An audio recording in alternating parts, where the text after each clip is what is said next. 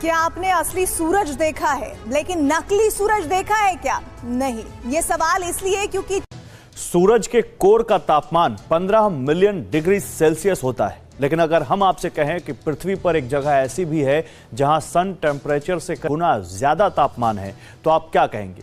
एक बहुत बड़ी डेवलपमेंट आपके सामने रख रहे हैं। भारत के वैज्ञानिकों ने एक बड़ा तहलका मचा दिया है। दरअसल भारत ने अपना पहला super conducting tokamak nuclear fusion reactor सफलतापूर्वक डेवलप कर लिया है। और सबसे हैरान करने वाली बात यह है कि इस आर्टिफिशियल सन में 200 मिलियन डिग्री सेल्सियस का तापमान अचीव किया गया है, जो सूरज के कोर से 20 गुना ज्यादा है। अब दोस्तों बारी आई है न्यूक्लियर फ्यूजन की, जिसमें भारत के द्वारा हमारा जो एक प्रीमियर इंस्टीट्यूट है, the institute for plasma research, दोस्तों यहाँ पर हमने हमारा जो टोकामैक रिएक्टर है उसको फाइनली तैयार कर लिया है, जिसको हम लोग सिंपल भाषा में आर्टिफिशियल सन भी कहते हैं। यहाँ पे देख सकते हैं खबर दोस्तों, जस्ट आज से 2 दिन पहले सामने आई है। अब आपके सामने एक तस्वीर सामने आ रही है जिसमें साफ साफ लिखा हुआ है कि भारत के वैज्ञानिकों ने बड़ी उपलब्धि हासिल कर ली है। ये उपलब्धि भारत को दुनिया के सबसे एडवांस देशों की लिस्ट में शामिल कर देती है। लेकिन आखिर ये न्यूक्लियर फ्यूजन टेक्नोलॉजी क्या है और भारत के लिए इसका महत्व क्या है, चलिए जानते हैं विस्तार से। एंड ये वाली जो डेवलपमेंट है, ये सबसे पहले तो एक बहुत ही बड़ा माइलस्टोन बन जाता है इंडिया की न्यूक्लियर फ्यूजन की जर्नी में। एंड नंबर 2, ये वाला जो टेम्परेचर हमने यहाँ पे अचीव किया है दोस्तों, दुनिया भर में जितने भी यहाँ पर कंट्रीज जो कि इस न्यूक्लियर फ्यूजन रिएक्टर्स के ऊपर काम कर रहे थे, किसी ने भी इतने ज्यादा टेम्परेचर को अपने न्यूक्लियर फ्यूजन रिएक्टर में यहां पर अचीव नहीं किया है। तो ये भारत के द्वारा जो टेम्परेचर अचीव किया है, this is the highest temperature जो कि पूरी दुनिया में इंडिया के द्वारा यहां पर अचीव किया गया है। ना शोर ना दावे, वो खामोशी से आए और पूरी दुनिया पर अपनी धाक बिठा गए। इस सफलता के बाद भारत अब एक और बड़े प्रोजेक्ट में हिस्सा ले रहा, international thermo nuclear experimental reactor यानी ITER। ये दुनिया का सबसे बड़ा न्यूक्लियर फ्यूजन रिएक्टर है, जिसमें भारत, यूरोप, अमेरिका, रूस, चीन, जापान और दक्षिण कोरिया मिलकर काम कर रहे हैं। अगर ये प्रोजेक्ट सफल रहा तो मानवता के लिए असीमित ऊर्जा का एक नया युग शुरू हो जाएगा। अब देखें कि ये जो बड़ी इंपॉर्टेंट एंड सिग्निफिकेंट डेवलपमेंट इस सेंस में है कि एटॉमिक एनर्जी जो है ये बड़ा एक रेगुलेटेड सब्जेक्ट है। International atomic energy agency, global agencies, America, बहुत सारी ताकतें इसको देख रही होती है। सल न्यूक्लियर एनर्जी 2 तरीकों से प्राप्त की जाती है। पहला न्यूक्लियर फिजन, दूसरा न्यूक्लियर फ्यूजन। न्यूक्लियर फिजन में भारी एटम जैसे यूरेनियम को तोड़कर ऊर्जा उत्पन्न की जाती है। न्यूक्लियर फ्यूजन में हल्के एटम जैसे हाइड्रोजन को जोड़कर ऊर्जा उत्पन्न की जाती है। सूरज और बाकी सारे सितारे न्यूक्लियर फ्यूजन के जरिए ही ऊर्जा उत्पन्न करते हैं। इसलिए जो भी देश न्यूक्लियर फ्यूजन पर महारत हासिल कर लेगा, वो असीमित और स्वच्छ ऊर्जा के मामले में दुनिया का सुपर पावर बन जाएगा। तज्जियाकार भी हैं। जफर साहब फरमाइएगा कि क्या हमारी एंटीसिपेशन ही जाहिर है, इस पर बात पहले भी हो चुकी है, लेकिन जरा रोशनी डाल दीजिए कि एंटीसिपेशन नहीं थी कि हम समझ ही नहीं पाए इस मामले को कि ये होने जा रहा है, और अब तक जो जारहाना सिफारतकारी की वजीर आजम साहब बातें करते रहे, आपको कुछ कामयाबी नजर आई उसमें?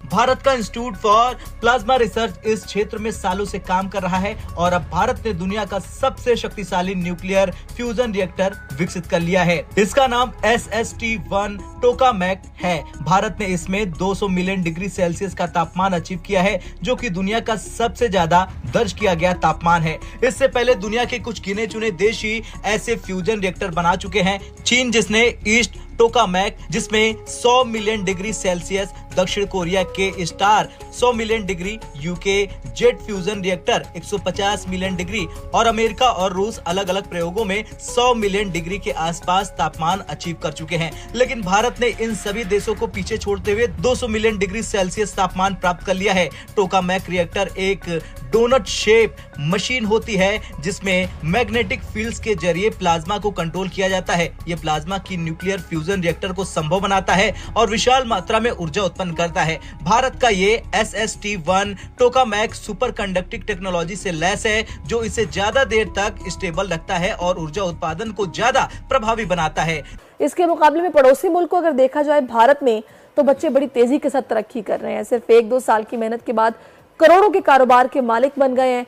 ऐसे में सवाल ये पैदा होता है कि हमारी एनजीओ सिर्फ वीडियो सेशन कर रही हैं और हजारों बच्चों को लॉलीपॉप दे रही है, वाकई वहाँ होने वाले जो आईटी के कोर्सेज है किसी काम के हैं, या फिर जवाब इसका हमने तलाश करना है कि आखिर वहाँ ऐसा क्या है जो हमारे पास नहीं है। तो इसी जवाब खैर ये सफलता भारत के लिए गर्व की बात है। भारत ने साबित कर दिया कि भारत सिर्फ एक टेक्नोलॉजी फॉलोअर नहीं बल्कि एक लीडर भी है। आने वाले आजकल भारत जो है वो एक मोमेंटम बिल्ड कर रहा है कि किस तरह जो ग्लोबल प्राइवेट इन्वेस्टमेंट है वो न्यूक्लियर एनर्जी के अंदर लेके जाए। और इस सिलसिले में सुनने में आया, रिसेंटली भी इंडिया ने ये कहा था कि तकरीबन $26 बिलियन की प्राइवेट इन्वेस्टमेंट न्यूक्लियर सेक्टर में आ सकती है। इसमें मैं बात करना चाहता हूँ, अगर आपको याद हो 2005 के अंदर, जुलाई 2005 के अंदर जब US India civil nuclear agreement हुआ था, जिसे इंडो यूएस न्यूक्लियर डील भी कहा जाता था, उस वक्त साइन किया था। लेकिन अब क्योंकि इंडिया को चाहिए अब एनर्जी, इंडिया को चाहिए बिजली, इंडिया को चाहिए, इंडिया आपको पता है 12 स्मार्ट सिटीज बना रहा है। इंडिया समझ रहा है कि हम एक रीजनल मैन्युफैक्चरिंग हब बनने जा रहे हैं, सो उसके लिए उनको एनर्जी चाहिए। अब हो ये रहा है कि इंडियन गवर्नमेंट ने इस बजट जो उन्होंने पेश किया था वो कह रहे हैं कि हम प्राइवेट सेक्टर के साथ मिलकर स्मॉल न्यूक्लियर रिएक्टर्स और जो नई टेक्नोलॉजीज हैं एटॉमिक एनर्जी में हम उसका इस्तेमाल करेंगे। ये इंडिया ने इस दफा अपने बजट के अंदर ये बात की है और इसके ऊपर बड़ी जबरदस्त किस्म के सैंक्शंस भी लगी होती हैं, रिस्ट्रिक्शंस हैं, नॉट लॉट ऑफ सैंक्शंस नहीं कहना चाहिए, रिस्ट्रिक्शंस होती हैं। सो अब जो इंडिया की जो state run nuclear power corporation है, जिसे एनपीसीआईएल कहा जाता है, उसने उसकी एक समझे कंप्लीट मोनोपोली है 100% कि जो न्यूक्लियर पावर प्लांट्स के ऊपर। अब इंडिया कह रहा है कि हम डोमेस्टिक प्राइवेट सेक्टर को एंगेज करें या फॉरेन डायरेक्ट इन्वेस्टमेंट आए, बाहर से सेक्टर आए एटॉमिक एनर्जी के अंदर। ये इंडिया करने जा रहा है, ये काम पाकिस्तान नहीं कर सकता। देखिए, मैं तो समझता हूं कि ये एक बहुत ही सीरियस मामला है और अब इस नेच पे पहुंच गया है कि कुछ भी हो सकता है। एक तो बात यह है कि हिंदुस्तान कहता है कि हम Hindustan, it makes no sense, अगजन्स हैं, सेक्युलर इंडिया, ये वो सब। तुम यूएन रेजोल्यूशन को डिफाई करके रख सकते हो। मोदी साहब कहते हैं we made the bad choices, किसी को कोई कसूर नहीं है, हमने बुरी चॉइसेस बनाई है। अब गवर्नमेंट जो है, जितनी भी स्टेट ओन्ड एंटरप्राइजेस हैं, उन्होंने बहुत सारे जो उनको गवर्नमेंट ने कहा है कि आप जॉइंट वेंचर्स करें, जो और वो जॉइंट वेंचर्स हैं वो basically nuclear power corporation of India जो है उसके साथ मिलकर करें। नमस्कार दोस्तों, दरअसल न्यूक्लियर फ्यूजन में भारत ने तो पहले से ही धाक जमा रखी है। यहाँ तक कि हमारे पूरे भारत में लगभग 24 न्यूक्लियर फ्यूजन रिएक्टर अब तक स्थापित किया जा चुका है। लेकिन दोस्तों, अब हमारे साइंटिस्ट ने न्यूक्लियर फ्यूजन में एक नया माइलस्टोन रिकॉर्ड स्थापित कर दिया है, जिसे हम आम भाषा में आर्टिफिशियल सन भी कहते हैं। आप सबने सुना होगा कि चाइना के पास जितने की सन के कोर में टेम्परेचर है, उससे 5 गुना ज्यादा चाइना ने बनाया है। तो वहीं दुनिया का सबसे बड़ा न्यूक्लियर फ्यूजन रिएक्टर फ्रांस के पास मौजूद है, जिसका टेम्परेचर करीब 150 मिलियन डिग्री सेल्सियस है। लेकिन दोस्तों, जिसको भारत ने अचीव किया है वो दुनिया का सबसे बड़ा न्यूक्लियर फ्यूजन रिएक्टर है, जो कि अब भारत में बनकर तैयार हो चुका है।